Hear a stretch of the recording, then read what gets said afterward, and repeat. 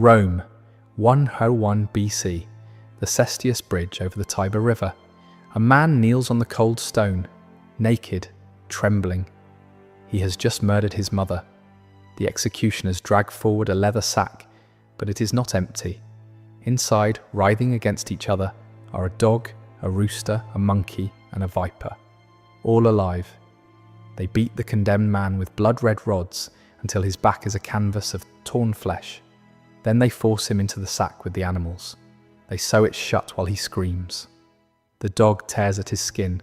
The monkey claws at his eyes. The snake strikes again and again, injecting venom into his convulsing body.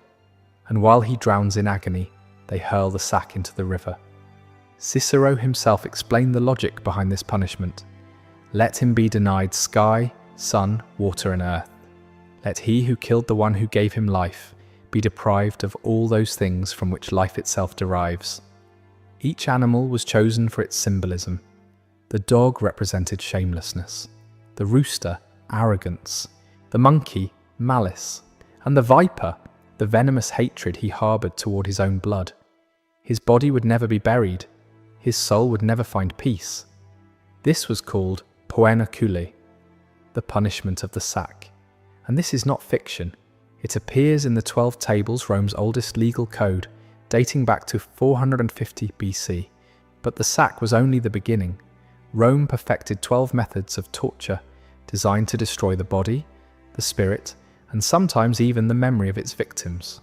Not the gladiators, not the beasts of the Colosseum. You already know those stories. Today you will witness what Rome did outside the arena. The punishments reserved for traitors, deserters, parricides, and impure Vestals. What your history teacher never mentioned. What Hollywood would never dare show. I am crown and dagger.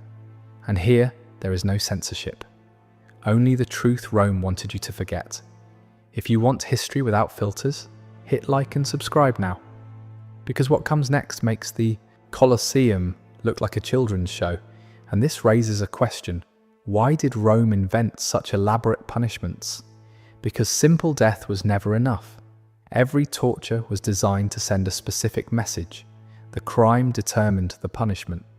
And the punishment had to be unforgettable.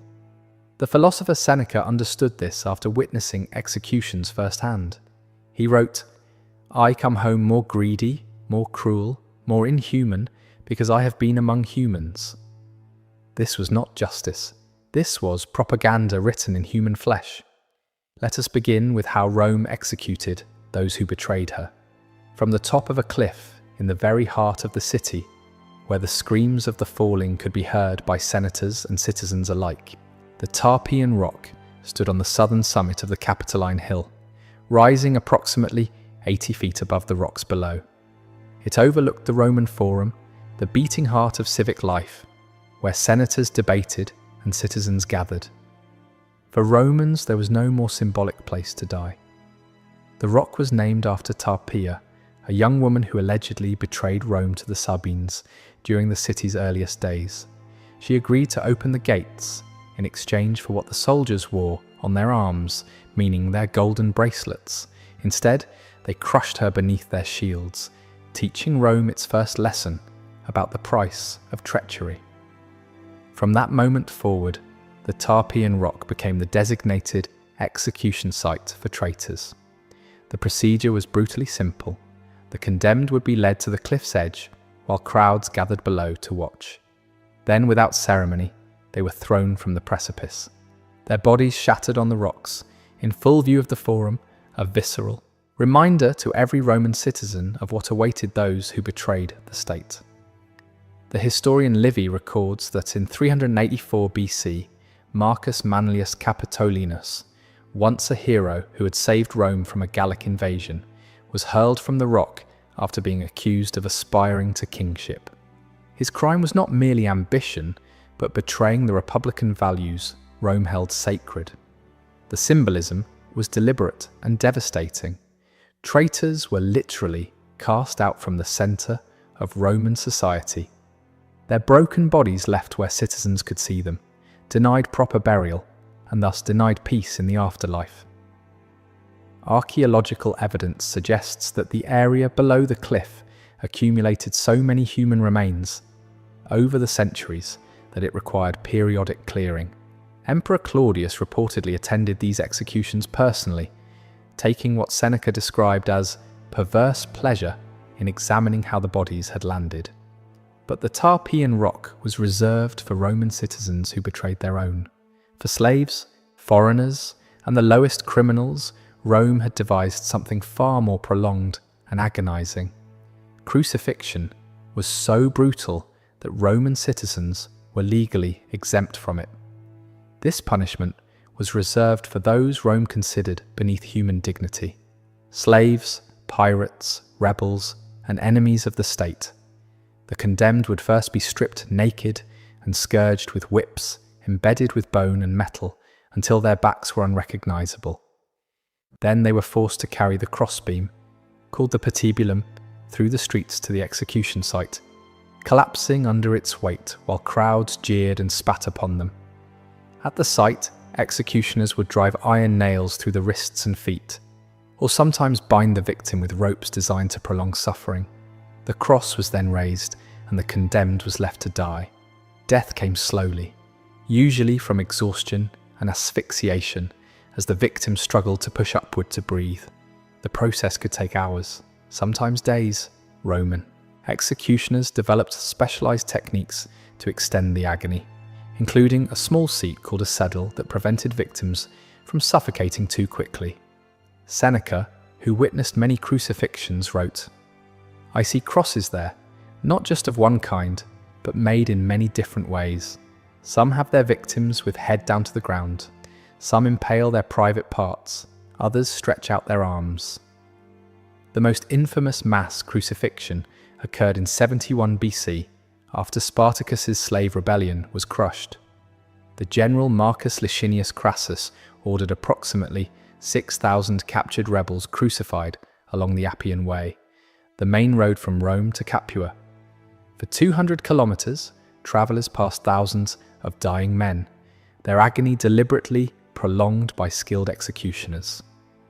Plutarch recorded that the bodies remained on their crosses until they rotted away, a warning that persisted long after the screaming had stopped. The message was unmistakable. This is what becomes of those who raise arms against Rome. While crucifixion punished external enemies, Rome had developed something equally terrifying for its own soldiers who failed in battle. And this punishment forced brothers to kill brothers. Decimation. The word itself comes from the Latin decimare, meaning to take a tenth. When a legion showed cowardice, mutiny, or catastrophic failure in battle, they faced collective punishment designed to maximize psychological devastation.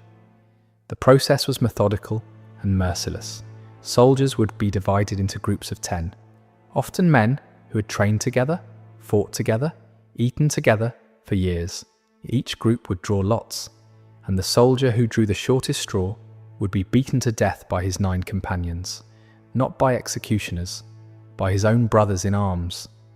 They used clubs and stones, raining blows upon a man they had called friend until his skull cracked and his body stopped twitching. The centurion Titus Pullo described it as a lesson written in blood that no soldier ever needed twice. The survivors faced additional humiliation. They were forced to camp outside the safety of the fortifications and subsist on barley instead of wheat, marking them as disgraced men unworthy of proper Roman rations.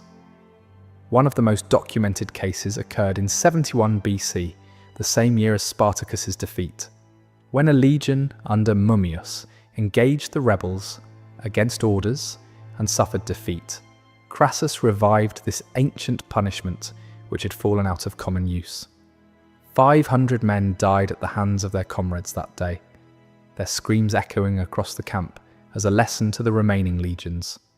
The military writer Frontinus noted that units which had been decimated often became Rome's fiercest fighters in subsequent battles, desperate to redeem themselves and eliminate the stigma of their punishment. The poet Lucan captured the horror in his epic Pharsalia. Chance became the arbiter of doom, and on the hazard of the lot depended death. The psychological impact was so severe that some soldiers reportedly chose to end their own lives rather than participate in killing their comrades. Others formed blood bonds, pledging not to survive if one of their group drew the fatal lot. Desperate attempts to preserve their humanity within an inherently dehumanizing system. But decimation, as terrible as it was, still offered 9 out of 10 soldiers' survival. For individual military failures, Rome had devised something with no chance of escape. Fustuarium, the punishment of the clubs, awaited soldiers who abandoned their posts, lost their weapons, or showed individual cowardice in battle. The condemned soldier would be led before his assembled legion, every man he had served beside forced to witness what came next. The tribune would lightly touch him with a cudgel, a ceremonial gesture that served as the signal. Then every soldier fell upon him with clubs and stones. The military writer Vegetius noted that this punishment created such terror that facing the enemy in battle became less daunting than the certainty of death at the hands of one's own comrades. Polybius,